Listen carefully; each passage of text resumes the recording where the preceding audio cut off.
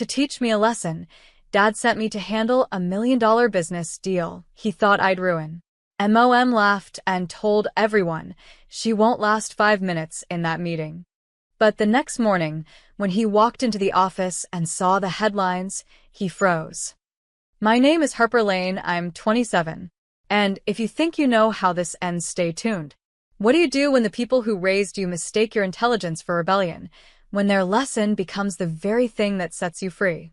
That morning, Dad had tossed the folder across the dining table. "You want to prove yourself? Fine. Represent us at the Portland merger. Let's see what happens when real money's on the line." Mom snorted behind her teacup. "She'll panic halfway through and embarrass us all." I smiled, calm but burning. Challenge accepted. By midnight, I'd read the 200-page contract twice, highlighted every clause my father's lawyer had missed, and memorized the competing firms' board members. My coffee table was buried in notes and sticky tabs. My cat, Leo, slept on the non-disclosure agreement like a furry paperweight.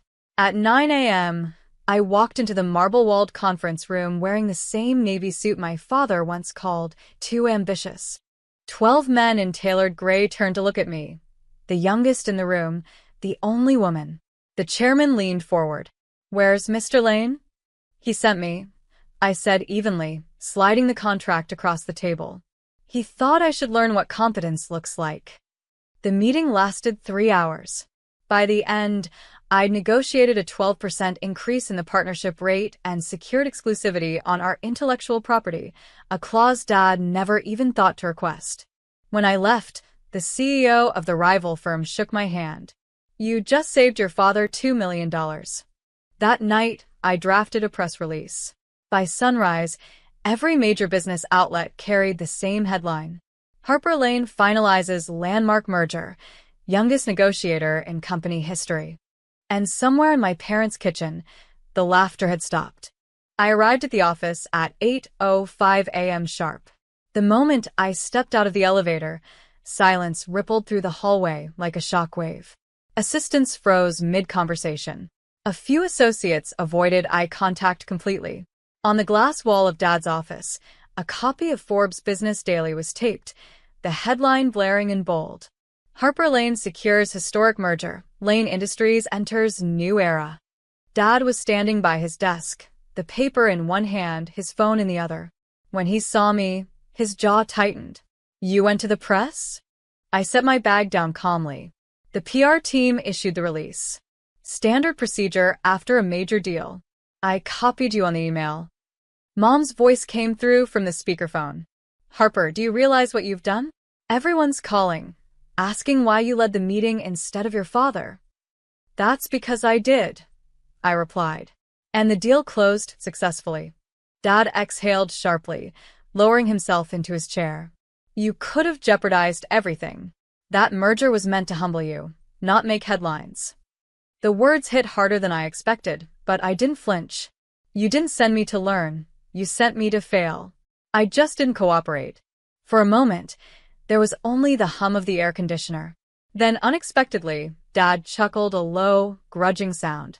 "You're just like your mother." "Correction," I said, stepping closer. "I'm like the woman Mom used to be before she started believing your opinion was gospel." He looked up, startled. I leaned over the desk, meeting his eyes. "From now on, when you introduce me, don't say my daughter, who's still learning. Say, my partner, who just saved my company." I turned toward the door, heels sharp against the floor. As I passed the reception desk, one of the junior analysts whispered, "That was legendary." I smiled without slowing. For once, my worth wasn't a question. It was a headline. By noon, the entire Lane Industries building was buzzing. News stations wanted interviews, shareholders wanted statements, and Dad wanted silence. Unfortunately for him, silence wasn't trending. When I entered the conference room for the emergency board meeting, the directors were already gathered, most of them men who had known me since I was a teenager sneaking homework under the table during Dad's meetings. Their expressions were polite but cautious. Dad cleared his throat. "Let's make something clear. Yesterday's deal doesn't change the structure of this company. Harper's success was commendable, but she's still learning. One director, Mrs. Owens, the only other woman in the room, raised an eyebrow. With respect, Richard, she negotiated better terms than anyone on your executive team has in 5 years. Maybe the structure should change. Murmurs followed. Dad's jaw tightened. This isn't about ego. It's about experience. I spoke before he could continue. Experience isn't measured in age. It's measured in outcomes. And if outcomes are what matter, let's look at the numbers. I pulled up the presentation I'd prepared overnight. Charts, projections, and the financial gains from the merger filled the screen. Projected growth, up 24%. Liability reduction, down 17%. And media coverage has doubled our market exposure in 12 hours. The room fell silent again, but this time, it wasn't resistance. It was realization. Mrs. Owens smiled faintly. I'd say the experience speaks for itself. When the meeting adjourned, Dad walked past me without a word. But later that afternoon, I overheard him in his office telling a client, "My daughter handled the merger." His tone wasn't proud, not yet, but it wasn't dismissive either. That night, as I locked at my office, a text came from an unknown number. "You made them listen. Don't stop now." No name, just the truth I already knew. For the first time in my life, I wasn't the student. I was the standard. That night, I couldn't sleep. My mind kept replaying every word from the boardroom, every startled glance, every half-swallowed compliment. I sat on my apartment balcony overlooking downtown Portland, city lights flickering like distant applause. For years, I'd been told I was too ambitious, too emotional, too young. Yet here I was, the reason our company's name was trending for the first time in a decade. At 2 a.m., my phone buzzed. A notification: Lane Industries stock up 9.4% overnight. I stared at the screen, half in disbelief, half in vindication. Then another alert: press request. CNBC Morning Brief wants comment from Harper Lane. By sunrise, my email inbox looked like an explosion. Interview offers, speaking invitations, sponsorship inquiries. I brewed coffee, slipped on my blazer, and watched the first rays of light crawl across my desk. That's when a new message arrived from Dad's personal account. "Be in the office by 9. We need to discuss your future here." No congratulations. No I'm proud of you. Just an agenda item. When I walked in, Mom was already seated in the corner, phone in hand, pretending not to be shaken. Dad gestured for me to sit. "You made an impression, I'll give you that," he said. "But don't let it go to your head. You work for me." I leaned back in my chair. "Actually, Dad, I work with you, unless you're saying partnership doesn't apply to family?" He frowned. "What exactly are you asking for?" "Recognition," I said. "In writing." Mom sighed, as if I were a child asking for dessert. "Oh, Harper, you don't negotiate with your parents." I smiled. "Then maybe you shouldn't have raised a negotiator." The silence that followed was thick enough to touch. For the first time, my father didn't know what to say, and that was victory enough for me. The boardroom smelled faintly of espresso and tension. Dad sat at the head of the table, flanked by his legal counsel and 2 senior partners. I walked in, calm and measured, carrying nothing but a folder and a quiet confidence that seemed to irritate him more than any argument could. "Sit," he said tersely. "I'll stand," I replied. He exchanged a look with Mom, then leaned forward. "Let's be realistic, Harper. You're talented, sure. But leadership takes time, and this publicity stunt you've caused." "It wasn't a stunt," I interrupted. "It was strategy. The merger's success boosted our valuation and restored investor confidence.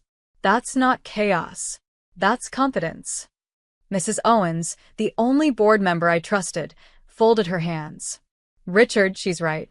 This company needed momentum. She provided it." Dad's jaw flexed.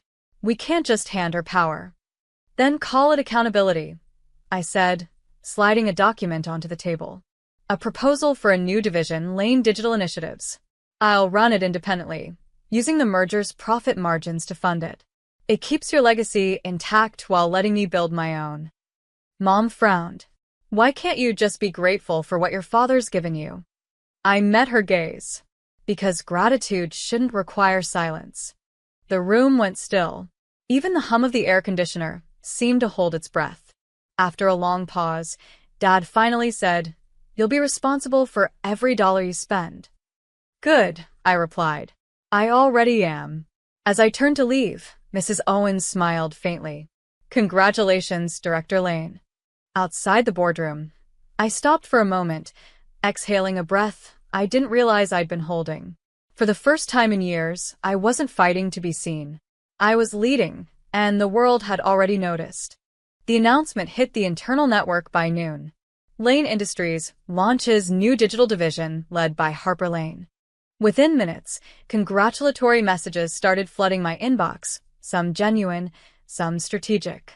I sat in my new glass-walled office, the one that used to store archived files, now transformed with clean lines and bright light. A temporary space, but mine. My nameplate still smelled of fresh polish. Mom texted, "Your father's trying to act proud, but you know how he is. He says this pressure will eat you alive." I smiled, replying simply, "Good. Pressure makes diamonds." The next few days were a blur of work, assembling a team, designing frameworks, pitching innovation projects the old board had never dared to attempt. The division hummed with the sound of new ideas, keyboards, and the faint rhythm of change. Then came Friday's investor dinner. I walked in wearing a black tailored suit. Dad introduced me stiffly to the partners. "This is my daughter, Harper Lane. She's handling our digital ventures."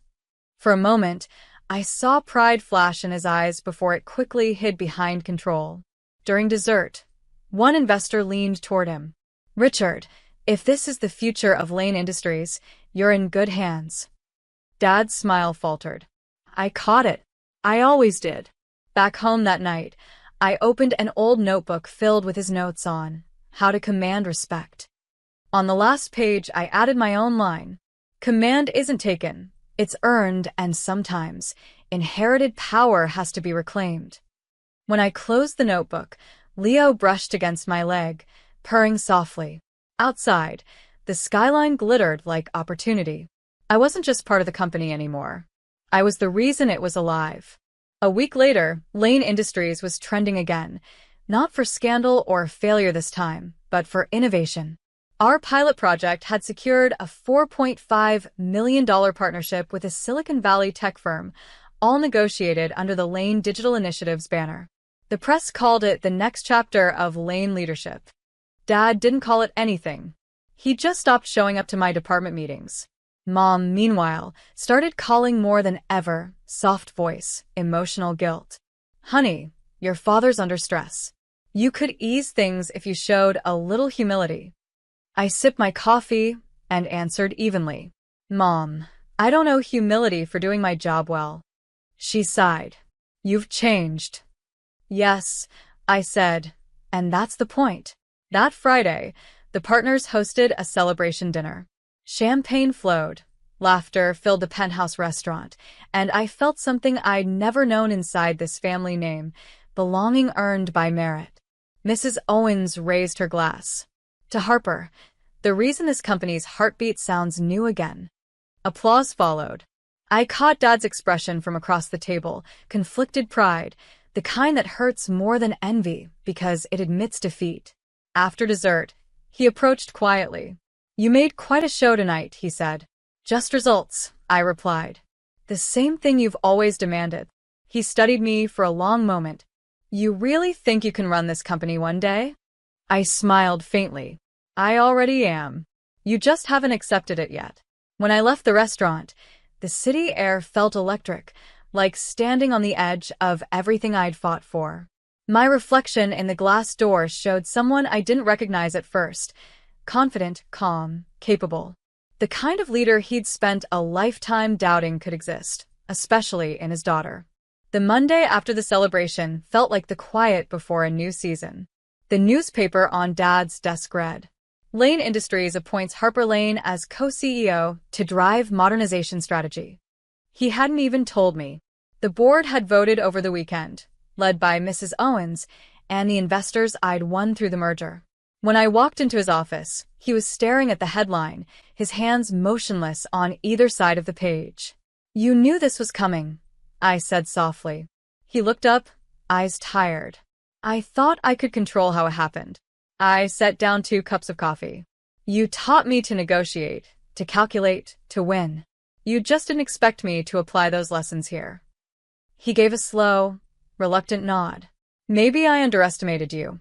Or maybe," I said, "you never really looked." The air between us settled, not hostile, just honest. For the first time in years, there was no hierarchy in the room, only recognition. By noon, the announcement went live. Reporters gathered in the lobby, flashes bouncing off glass walls. I stepped up to the podium beside Dad. The cameras clicked, a rhythm like thunder. "Lane Industries," I began, "isn't changing direction. It's expanding its vision. The next generation of leadership isn't about replacing tradition. It's about redefining it." The applause was immediate. Dad extended his hand for a shake. Instead, I hugged him, brief, professional, human. The room erupted again. That night, I returned to my apartment, kicked off my heels, and sank into the couch. Leo leapt into my lap, purring like approval. Mom texted one final message. "We're proud of you, Harper. Even if it took us too long to say it." I smiled, setting the phone aside.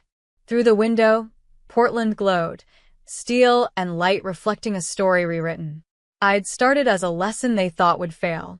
I ended as the headline they'd never forget.